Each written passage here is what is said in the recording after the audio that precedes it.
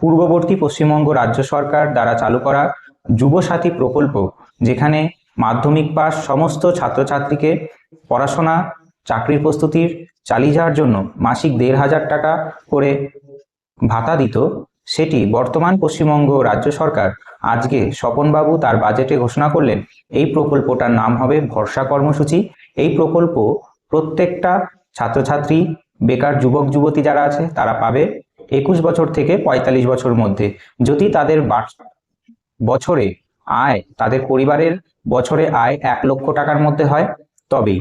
আর এখানে তিনি আরেকটি বিষয় সংযোগ করেছেন, যে সমস্ত ছাত্রছাত্রী কলেজ পাশ করেছেন তারা পাবে মাসে ৩,০০০ টাকা, এবং অন্যান্য যারা ছাত্রছাত্রী আছে ২১ বছর বয়স, মাধ্যমিক পাশ করেছে, চাকরির প্রস্তুতি নিচ্ছে, তারা পাবে ২,০০০ টাকা। এখানে একটা এডুকেশন কোয়ালিফিকেশন ঠিক করে দেওয়া হলো, টাকার অ্যামাউন্টটাও বাড়িয়ে দেওয়া হলো। অর্থাৎ মাধ্যমিক পাস যদি হয় এবং ২১ বছর হয় এবং মাসিক সে পাবে ২,০০০ টাকা, যদি তার পরিবারের আয় ১,০০,০০০ টাকার মধ্যে হয়।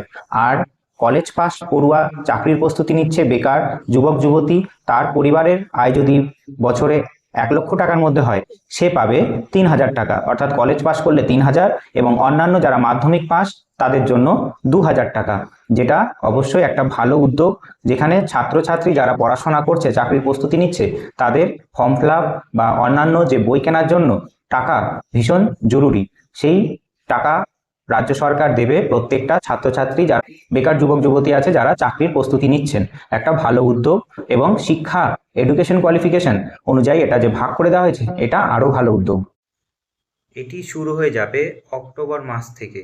অক্টোবর মাস থেকে প্রত্যেকটা বেকার যুবক যুবতী এই ভাতাটি পাবেন।